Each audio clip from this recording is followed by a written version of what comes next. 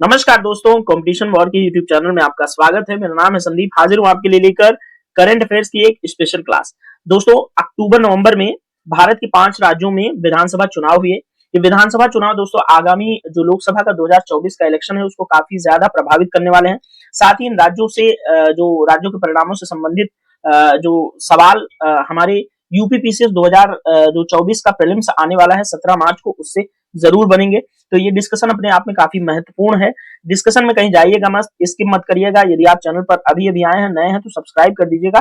Bell icon को hit करके description box को चेक कर लीजिएगा वीडियो के, जहां पर आपको कुछ इंपॉर्टेंट वीडियोस के लिंक दिए हुए हैं जो कि रिसेंटली इस चैनल पर पोस्टेड है। तो चलिए आइए राजस्थान, मध्य प्रदेश, छत्तीसगढ़, तेलंगाना और मिजोरम विधानसभा चुनाव के बारे में विस्तार पूर्वक बात करते हैं। दोस्तों, इन 5 राज्यों में अक्टूबर से नवंबर के बीच में विभिन्न चरणों में विधानसभा चुनाव संपन्न हुए, जिनके परिणाम बहुत पहले आ चुके थे। आज हम ये वीडियो इसलिए डिस्कस कर रहे हैं क्योंकि हमारे एग्जाम के पॉइंट ऑफ व्यू से इन जो चुनाव के परिणाम से क्या इंपॉर्टेंट है, बस वही हम लोग डिस्कस करने वाले हैं। दोस्तों, आइए सबसे पहले हम बात करेंगे राजस्थान की विधानसभा के बारे में। तो ये राजस्थान के नवनिर्वाचित मुख्यमंत्री हैं। चुनाव आयोग ने दोस्तों राजस्थान में चुनाव की अधिसूचना 30 अक्टूबर को जारी की थी और 3 दिसंबर 2023 को मतगणना हुई थी राजस्थान में। अब राजस्थान में कुल विधानसभा की सीटें आपके लिए बहुत ज्यादा इंपॉर्टेंट है। 200 विधानसभा सीटें हैं, जिनमें 199 सीटों पर चुनाव हुए। 199 सीटों पर चुनाव में दोस्तों भारतीय जनता पार्टी जो कि बीजेपी है, बीजेपी को काफी ज्यादा सीटें मिली, यानी कि 115 सीटें, और कांग्रेस को 69 सीटें।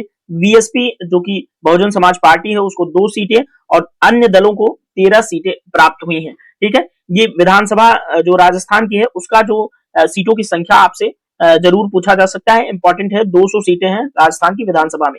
दोस्तों, संगानेर विधानसभा से पहली बार में ही विधायक चुने गए श्री भजन लाल शर्मा जी को राजस्थान का मुख्यमंत्री बना दिया गया, और साथ में दिया कुमारी और प्रेमचंद बैरवा को उप मुख्यमंत्री बनाया गया। तो राजस्थान में 2 उप मुख्यमंत्री बनाए गए हैं, और मुख्यमंत्री श्री भजन लाल शर्मा जी की तस्वीर आपके सामने है, उसको देख लीजिएगा। अब यहाँ पर विधानसभा के अध्यक्ष का नाम बहुत आपके लिए इंपॉर्टेंट हो सकता है।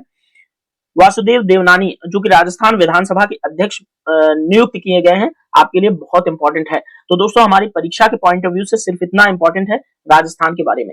आइए नेक्स्ट स्टेट की तरफ आगे बढ़ते हैं। दोस्तों, नेक्स्ट स्टेट है हमारा मध्य प्रदेश। तो मध्य प्रदेश के विधानसभा चुनाव से के संबंध में क्या कुछ इंपॉर्टेंट है देख लेते हैं। तो चुनाव आयोग ने इसके लिए अधिसूचना 21 अक्टूबर को जारी की थी। 17 नवंबर को मतदान हुआ था मध्य प्रदेश में, और 3 दिसंबर 2023 को मतगणना की गई और चुनाव परिणाम जारी कर दिए गए। दोस्तों, मध्य प्रदेश की विधानसभा की सीटें कुल हैं 230, और चुनाव में भारतीय जनता पार्टी को यहाँ पर 163 सीटों पर विजय प्राप्त हुई। कांग्रेस को मिले 66 सीटें और अन्य दलों को 1 सीटें प्राप्त हुई। दोस्तों, कांग्रेस जो थी, इससे पहले कमलनाथ मध्य प्रदेश के मुख्यमंत्री थे, और बीजेपी कांग्रेस शासित प्रदेश था मध्य प्रदेश, लेकिन अब बीजेपी शासित हो गया है। दोस्तों, उज्जैन दक्षिण विधानसभा से विधायक बने श्री मोहन यादव जी को मध्य प्रदेश का मुख्यमंत्री बनाया गया, और जगदीश देवड़ा और राजेंद्र शुक्ला को उप मुख्यमंत्री बनाया गया। अर्थात मध्य प्रदेश में 2 उप मुख्यमंत्री हैं, और मुख्यमंत्री जी की तस्वीर यहाँ पर आपको दिख रही है, ये श्री मोहन यादव जी हैं। दोस्तों, श्री नरेंद्र सिंह तोमर जो हैं, उनको मध्य प्रदेश विधानसभा का अध्यक्ष नियुक्त किया गया है। ये चीज आप लोग जरूर याद रखिएगा।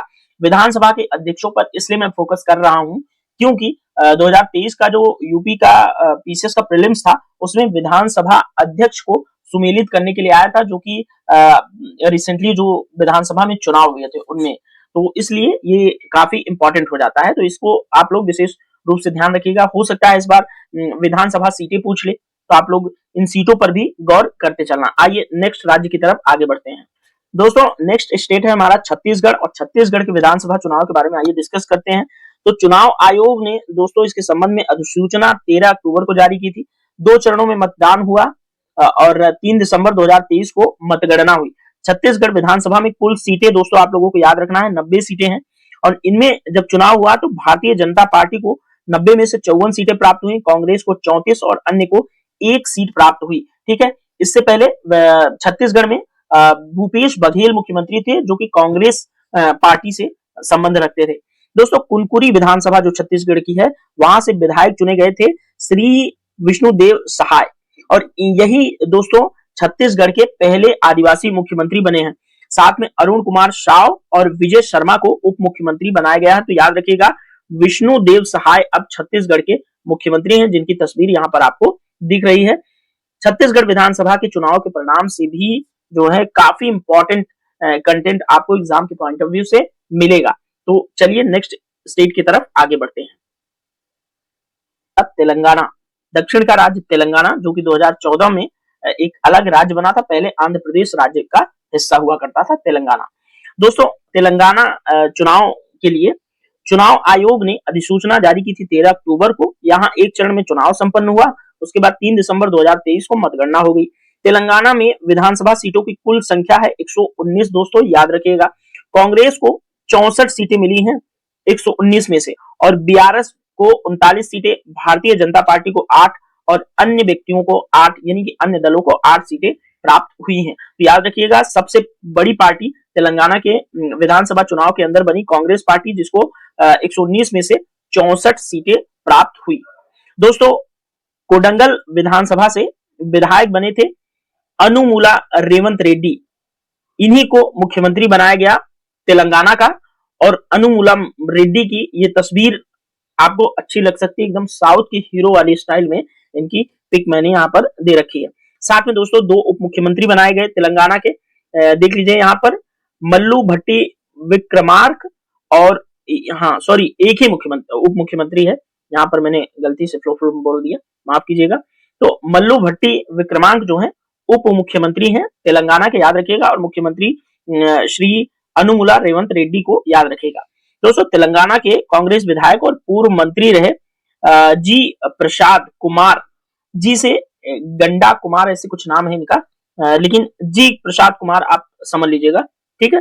तो इनको निर्विरोध रूप से जो तेलंगाना की विधानसभा है उसका अध्यक्ष चुना गया है, याद रखिएगा, ठीक है। तो तेलंगाना के चुनाव के परिणाम के संबंध में इतना आपके एग्जाम के पॉइंट ऑफ व्यू से काफी ज्यादा महत्वपूर्ण है। मुख्यमंत्री का नाम आपको याद रखना चाहिए, विधानसभा अध्यक्ष का नाम आपको याद रखना चाहिए, सीटें कितनी हैं वो याद रखना चाहिए, मुख्यमंत्री किस विधानसभा से चुन के आए ये भी आपके लिए बहुत ज्यादा इंपॉर्टेंट है, और उप मुख्यमंत्रियों का भी नाम मिलाने के लिए पूछ सकता है। तो एग्जाम है, कुछ भी हो सकता है, तो हमें रिस्क नहीं लेना है, इसलिए सारे कंटेंट पर गौर से जो है हमें पढ़ाई करनी है। चलिए नेक्स्ट स्टेट की तरफ आगे बढ़ते हैं। दोस्तों last but not the least Mizoram विधानसभा चुनाव के बारे में बात करते हैं। ये काफी इंटरेस्टिंग जो है चुनाव परिणाम यहाँ पर रहा, इसको हम देखेंगे। यहाँ पर तस्वीर आप देखते रहिएगा, ये नए मिजोरम के मुख्यमंत्री बने हैं। मिजोरम के नए मुख्यमंत्री, नया मिजोरम नहीं, मिजोरम तो वही है। तो मिजोरम के ये नए मुख्यमंत्री बने हैं, इनके बारे में भी आपसे बात करते हैं। तो चुनाव आयोग ने चुनाव की अधिसूचना 13 अक्टूबर को जारी कर दी। यहाँ पर एक चरण में चुनाव संपन्न हुआ, 3 दिसंबर 2023 को मतगणना होकर रिजल्ट आ गया। अब दोस्तों इनके बारे में बात करेंगे, मुख्यमंत्री जी के बारे में, काफी इंटरेस्टिंग व्यक्तित्व है। तो इन्होंने दोस्तों प्रधानमंत्री इंदिरा गांधी जो थी उनकी सुरक्षा में ये तैनात रह चुके हैं, पूर्व आईपीएस अधिकारी भी हैं, और इनकी विधानसभा का नाम आप लोगों को याद रखना है शेरछिप विधानसभा, ठीक है। यहां से ये विधायक बने थे जिनका नाम है श्री लाल दुहोमा, और ये अब मिजोरम के मुख्यमंत्री हैं, याद रखिएगा। ये इसमें जो इस कंटेंट के अंदर तो काफी फैक्ट है, यानी कि इंदिरा गांधी के सुरक्षा गार्ड तैनात रह चुके हैं, ये पूर्व आईपीएस अधिकारी हैं, शेरछिप विधानसभा से आते हैं, इनका नाम है श्री लाल दुहोमा, ये मुख्यमंत्री बन गए हैं। तो याद रखिएगा आप लोग।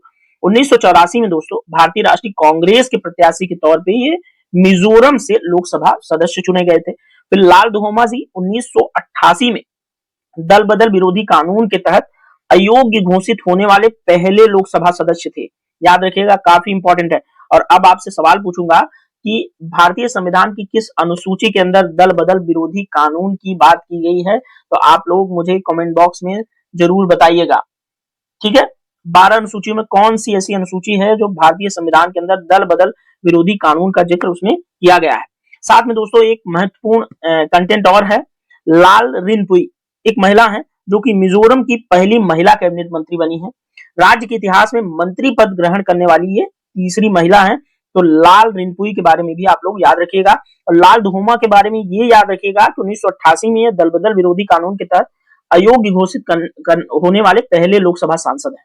तो ये आप में मिजोरम का जो है मुख्यमंत्री के पद के जो व्यक्तित्व हैं वो आपके लिए काफी इंपॉर्टेंट है। साथ में मिजोरम के चुनाव से संबंधित जो फैक्ट एंड फिगर्स है वो आपके लिए काफी इंपॉर्टेंट है, याद रखिएगा। मिजोरम में विधानसभा की सीटें हैं 40, ठीक है, ये भी याद रखिएगा। चलिए, इस डिस्कशन में इतना ही। ये स्पेशल क्लास थी, इसलिए हमने बढ़िया से विस्तार पूर्वक, जो कि एग्जाम के पॉइंट ऑफ व्यू से जितना महत्वपूर्ण था वही मैंने आपको बताया।